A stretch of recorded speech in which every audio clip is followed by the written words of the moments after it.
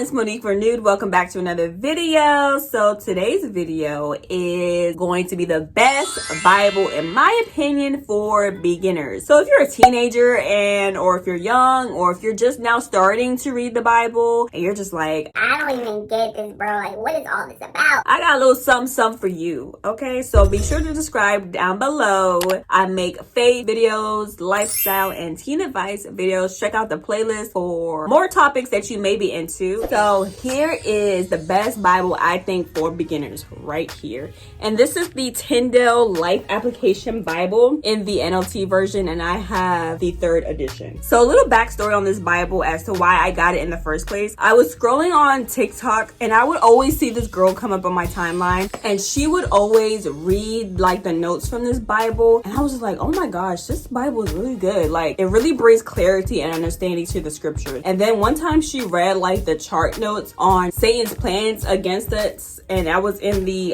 book of Genesis, and it includes doubt, discouragement, diversion, defeat, and delay. And I was like, oh my gosh, that is so true. I need to get this Bible. Ironically, I was gonna purchase this Bible, but then I decided to get another Bible. And then when I kept seeing her post come up on my timeline and her reading from this Bible, I was like, okay, I have to get this one. And I'm glad I brought it. Okay, I brought this from Amazon. I will leave the link down below in the description box on how to get it. And yeah, what I love about this Bible is that it is so good at gathering facts and information and making it into a digestible format for beginners to understand what you are reading in the scripture. Because we're not gonna lie, if you're a novice at reading the Bible, some of this stuff can be really difficult to understand, and you want to be able to read the scripture in a way that is accurate. And the reason why it's called a life application Bible is because it literally gives you ways to apply the scriptures to your life. So for example of a life application in the text is in Genesis 41 verse 16, and this is talking about when Joseph was in prison or in the dungeon because Potiphar's wife lied on him and said that he raped her essentially, but he didn't, and he got thrown in a dungeon anyways. He's interpreting dreams by other people in the prison, and it says, "It is beyond my power to do this." Joseph replied, "But God can tell you what it means and set you at ease." So the note or the commentary about this scripture, it says, Joseph made sure to give credit to God. We should be careful to do the same. To take honor for ourselves is a form of stealing God's honor. Don't be silent when you know you should be giving glory and credit to God. So that is an example of a life application, how to apply the scripture to your life. Because the issue is some people find that the Bible is irrelevant and it's outdated and it's not relatable because it was written so long ago. But the thing about the Bible, what I always say, is that it is timeless. It might not be the same exact situation that you and I go through in modern life, but the principles and the laws, you know, that kind of stuff remains the same. The Bible is timeless, and the same principles that applied from back then still applies today. So that's what I love about the fact that it is a life application Bible. Some of the features that are included, of course, the commentary notes, which I just described. Before each book is a introduction or a summary of the book that you're about to read to give you an idea of what it's about, especially if you're unfamiliar with it. It will give you a summary of important dates, key people, verses, key events, and facts, and it includes a timeline at the bottom that correlates with other major events that took place in the Bible. There are maps with a description of key areas and their significance, and there are also mega themes that give brief details about major events that took place in the book. So for example, like in the book of Genesis, the mega theme that is described here are beginnings, disobedience, sin, promises, obedience, and Israel. I personally love the charts and diagrams that are in this Bible because it gives you like an overview and it extracts certain information and puts it down in a chart so that you can get the bigger picture. I really like that because sometimes you can get lost in the details in the Bible and then like you just completely miss the whole point, and it just gives you an overview of what the main idea was. My favorite is the character profiles. I love reading about certain people. It gives you their strengths strengths and their weaknesses and their accomplishments, the lessons that you can learn from their lives, vital statistics such as, you know, where they live, their occupation, their relatives, and their key verses. And then at the bottom, this little note here, it gives you like where you can find that this certain person, where else they were mentioned in the Bible. So that's great if you want to do a study on a particular person. For example, in the Old Testament, so this one is Naomi and Ruth. Ruth is also mentioned in Matthew 1:5. So you can turn there to see what else it says about Ruth. So I'm going to go to Genesis and give you the description of Jacob. So it says Jacob's strengths were, he was the father of the 12 tribes of Israel. He was determined and willing to work long and hard for what he wanted, and he was a shrewd businessman. But his weaknesses were, when faced with conflict, he relied on his own resources rather than going to God for help. And that's sort of reminiscent of his grandfather Abraham. He tended to deceive others for his own benefit. Yeah, we see that a lot with Jacob. I really love that it describes like main characters in the Bible, and there are cross references on the side of the pages. If you want to search like similar parallel passages in the Bible that are related to that verse, you can do that. What I really like are the harmonies of the Gospels. Know that the 4 Gospels are the same events that happen, but from different accounts that are written on the perspective of different people. So like what it does with the harmony Gospels, it will annotate a number. It will locate the same event that happened in the life of Christ throughout the different Gospels. So for example, it identified Jesus' temptation in the wilderness in Matthew 4:1-11, Mark 1:12-13, and Luke 4:1-13. So if you wanted to read all 3, maybe to catch any differences or any similarities, you can do that. So this is why this is a great study Bible for beginners, because it allows you to do that cross references very easily, because it points out things that you may have not had noticed, or makes studying even more easier because the information's already there for you. Some of the things that I really like about this Bible is that it's in single column, so it's not like double column, which can be a little difficult to read. With the single column in like some books, like in the book of Psalms, there are a lot of room to write in on the side. That's not all the books, but like you'll find that Job and Psalms will have like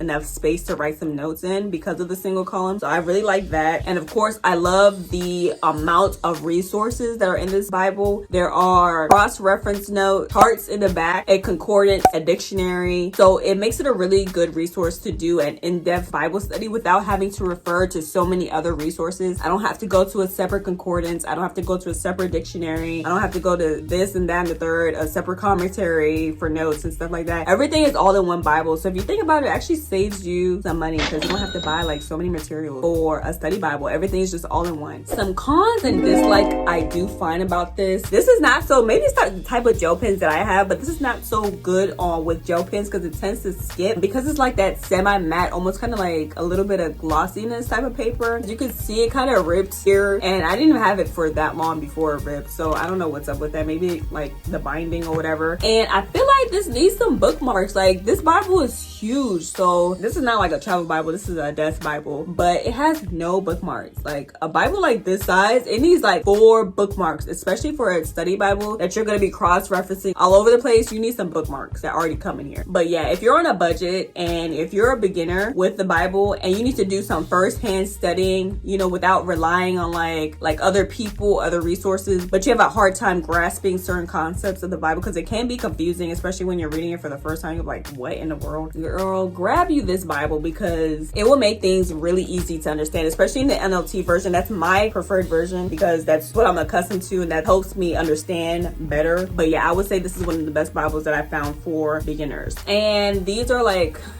Bible tabs that I made myself, so I can do a video on how I made these. Let me know down below if you would like that. But yeah, that is it, you guys, for the Tyndale Life Application Bible. That's how it looks like. And yeah, let me know any more questions that you would like to know down below about this Bible. And like I said, I will link it in the description box on where to get it. Be sure to check out the blog post as well for more details on this review, and I will catch you guys next time. Bye.